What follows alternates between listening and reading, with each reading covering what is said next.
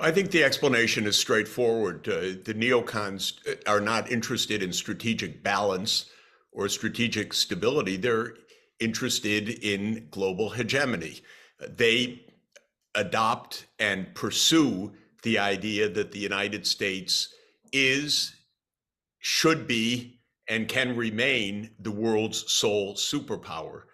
This is absurd in substance because the United States is not, cannot, and should not be the world's sole superpower.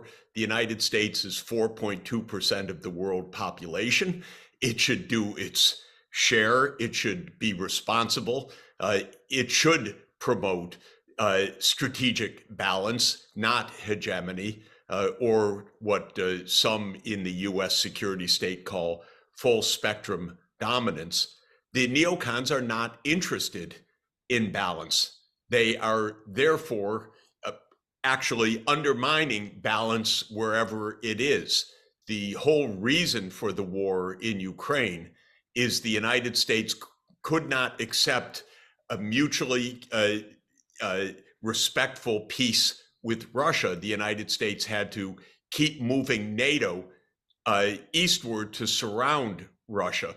The United States does not accept a mutually respectful relationship with China. The United States wants to surround China with its military bases and military alliances.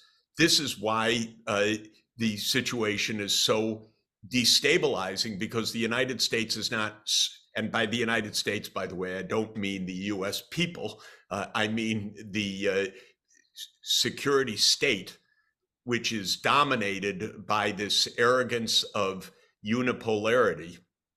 They're not seeking stability, they're seeking dominance. And seeking dominance is not only, I think, immoral, but utterly impracticable, because the United States is not dominant. It is one of many powerful countries in the world, but there are many major powers in the world, and the United States seems intent to take them on. It won't succeed, but it will leave bloodshed, massive bloodshed, in the places that are trapped between the superpower fights, and Ukraine is the latest victim. It was a victim that was talked into its role by promises by the United States that we'll defeat Russia together. Of course, in the end, Russia is not defeated, but Ukraine is reduced to rubble. And this is unfortunately the American tendency. Now, where do you think leaves us this insight, like for neutrality and non-alignment, especially for countries that are really kind of trying to be non-aligned, not this kind of lapdog neutrality that Austria and Switzerland and Ireland are going, because they have already been captured pretty much by the ideology, by the same ideology. But those states in Africa, South America, and India and Southeast Asia that don't want to go along, I mean, this puts a target on them as well, right? The United States will see any kind of third-party policy as inherently antagonistic. I mean, these neocons, the Victoria Nuland types. Well, I think that from a strategic point of view, each region needs to get together so it's not picking off one country at a time, but actually regions cooperating. So I strongly advocate that ASEAN work together as a group. I advocate that the South American countries, indeed, it would be good if the Latin American and Caribbean countries, but at least the regions, work together as a group. The United States approach is divide and conquer, the old strategy that dates back 2,000 years to the Roman Empire. So it picks off Venezuela, and then it divides Latin America between those who are on the US side against Venezuela and those who are on the Venezuelan side. But what, of course, is the right response for Latin America is don't be divided that way. If you are divided that way, everybody loses. Millions of refugees from Venezuela that came from a brutal and premeditated attempt by the United States to overthrow the Maduro government. And who pays the consequences? All of the region, of course, Venezuela first in a shocking collapse of the economy and social life, but Colombia and other neighboring countries that have become home to millions of refugees from Venezuela. So I'm extremely happy, although it's very difficult, that Lula is back in the presidency in Brazil, because Lula can bring together the Latin American governments to say to the United States also, look, we're not your enemy, but stop dividing us, stop trying to overthrow governments in our region, because we don't want that. And that really needs to be the response everywhere. The United States traps countries in proxy wars, and those countries lose. I tried to tell my Ukrainian counterparts, they were at that time my Ukrainian friends, then they stopped listening to me and wanting to repudiate what I was saying, but I kept warning them, you are going to get trapped by the United States. And this is exactly what has happened. Do you have any more hope for Taiwan? Because it seems to me the US is trying to do exactly the same now, with preparing Taiwan to be an unsinkable aircraft carrier and then have bloodshed on without end on Taiwan in order to fight a proxy war with China. I was just in Taiwan. I was given a wonderful award called the Tang Prize by a fantastic foundation. I spoke to a major Buddhist foundation in Taiwan, the Tzu Chi Foundation. And what a wonderful society, what a successful place. And I gave the warning everywhere that I could, don't get trapped into this US PRC fight, because this would be devastating. The United States basically is led by a lot of ignoramuses. I happen to know a lot of them. They're very poorly educated.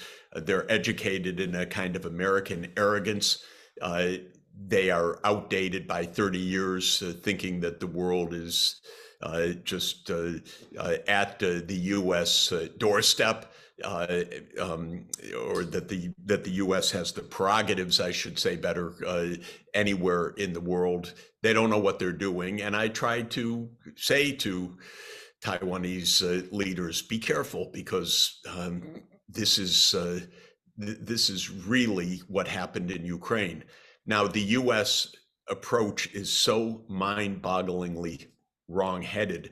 It says the way to protect a country is to arm it. Well, this is the fallacy that my late and great colleague at Columbia University, Robert Jervis, wrote about for decades, what he called the security dilemma. The United States may look at arming a country as a, quote, defensive action, but from the point of view of the country on the other side of that arming, that looks like a pretty aggressive action, and it therefore triggers a response. It triggers a retaliation. It makes conflict more likely. So the United States poured arms into Ukraine after 2014. It thought it was going to make peace that way. Well, yeah, maybe some of these dunderheads in Washington believed that, but of course it was leading towards conflict. And the idea that the way to protect Taiwan is by making Taiwan what they call in Washington a porcupine, so armed that it won't be touched, with all those quills protecting it. This is absurd. The arms shipments would only make Taiwan more and more endangered, more and more at risk. The way to reduce, even eliminate these risks is diplomacy. Diplomacy between the United States and China, diplomacy between Taiwanese leaders and mainland Chinese leaders. Talk with each other. For heaven's sake, there is an absolute vital interest on both sides of the Taiwan Straits for peace. There really is. And if the United States would just get out of the way for a moment and the two sides could talk with each other, they'd actually find a way forward. But the United States comes in with its naive and destabilizing promises. We'll keep you safe. Yeah, they'll keep Taiwan safe like they kept Afghanistan safe, like they kept South Korea safe, like they kept Ukraine safe. In other words, not at all. And how many failures do these neocons, how many failures are they going to have before they are finally taken off the pedestal of power? By the way, it's not that the American people believe any of this. It's just that we don't have a functioning representative government. Our foreign policy has been taken in the hands of Raytheon and General Dynamics and these neocons. The American people are asked nothing about this. So this is not a reflection of the martial spirit of the American people, although our mainstream media feed a lot of absolute falsehoods to the American people. But it is the fact that foreign policy is in the hands of the security state, that is governed economically by the military-industrial complex, which funds the major committees in Congress, which provide the votes and the money for a $1 trillion plus annual military outlay. And that's where we are right now. It's absolutely awful. In the United States, foreign policy is the small preserve of the military-industrial complex. I share that analysis with you. The oxymoron to me is that the United States keeps talking about itself. So, and I apologize again, the same people that you're talking about keep talking about the United States as a force for good and a force for peace, when in reality, the United States is highly militarized, highly militaristic, and reacts to conflict always with military components. That surprises me. Well, I would add, I think since the end of the Second World War, the United States has been the most militarized and most violent country in the world. And this is just a matter of record. One recent scholarly account, a very good one, counted 70 US-led regime change operations between 1947 and 1989. So the study was over the Cold War period. And just in that period, 1947 to 1989, 70 regime change operations, 6 of which were overt wars to overthrow a foreign government, and 64 were covert operations. Now, this is stunning. First of all, covert operations don't remain covert. It's pretty obvious if you're a reader of the New York Times, which wants you to suck your thumb and go to sleep. But if you're a thinker who's looking at the actual evidence, pretty clear when the US is covertly overthrowing another government like it tried to do in Syria. Now, the point is that this is the normal US modus operandi: war, coups, and overthrows. And after 1989, the big change wasn't that the United States stopped that behavior. The big change was the United States thought it could get away with anything, whether in Iraq, in Afghanistan, in Syria. In 2011, Obama and Hillary, well, they decided, okay, we're going to overthrow Assad. That was just a conscious decision. And 12 years later, they left that country in shambles because they're fools. What do they think? That they can dictate? By the way, they said, both Obama and Trump, okay, we're going to overthrow Maduro. We'll do it through economic sanctions. They crushed the economy. And as stupid as they are in Washington, they said, okay, we'll now pretend that Maduro's not the president. We'll just name another president from outside, Juan Guaido. And you have to think, is this a cartoon? Is this a fairy tale? Are these idiots? that they think that from Washington they can name the president of Venezuela, but they actually tried to do this for several years. And I have friends in, well, they wouldn't call me friends, but in academia in the East Coast in the US that said, okay, I'm going to work for the new Guaido government. I said, Guaido government, because the US names him as president, he's suddenly president, you're going to work for him? Come on. So this is a deep and continuing tendency. The United States, it seems to me, forgot any kind of diplomacy. Diplomacy means you sit down and you negotiate mutual concerns. And by the way, to be successful, you show respect to the other side. And you try to listen to the concerns of the other side so that you can find a durable solution. That whole approach has completely gone. They don't even know how to negotiate. They have no interest in negotiating. They don't talk about it. This is amazing to me. And there's actually a new study that shows that the rate of foreign intervention of the United States picked up after 1989 and didn't slow down. So the idea that the end of the Cold War would reduce interventions is actually wrong. This can be shown now. And one last question to you. Reconciliation with Russia. You wrote recently a wonderful piece on your homepage about how Kennedy would have made peace, and I mean John F. Kennedy. And in that piece, though, supposes two things. One, Kennedy supposed that the US and USSR were equals, and two, he supposed that both states wanted to make peace. Now, it strikes me that both of these assumptions are not true anymore. Or do you think the US thinks of Russia as an equal and as somebody that they want peace with, unless it is with Russia in broken up? Well, the neocons had a plan to try to either overthrow Putin or to so-called decolonize Russia. I mean, it's a vulgar thing. They didn't want to deal with Russia as a counterpart country for negotiations. On December 17, 2021, President Putin put on the table a draft US-Russia security agreement.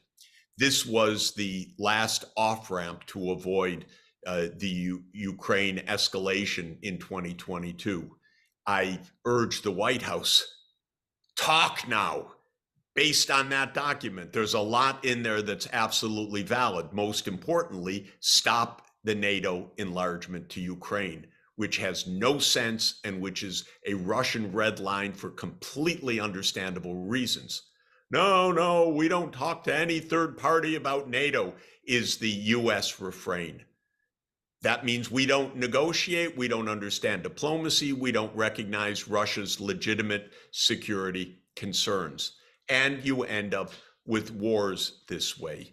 Now, I continue to believe to this moment that if Biden said the words, we will recognize Russia's legitimate security concerns in a legitimate peace agreement that also respects Ukraine's sovereignty, that respects America's security interests and Russia's security interests, we could actually get to a negotiated peace. And pretty quickly, it would be based on Ukraine as a neutral country.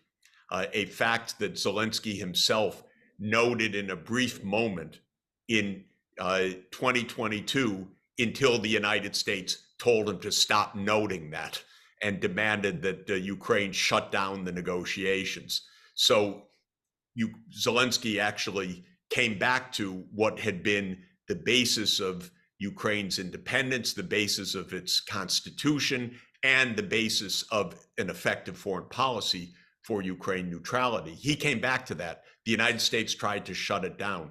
Well, of course, the US policy is failing badly, not for the first time, for continuously failing, because this is American foreign policy, but it's destroying Ukraine in the process.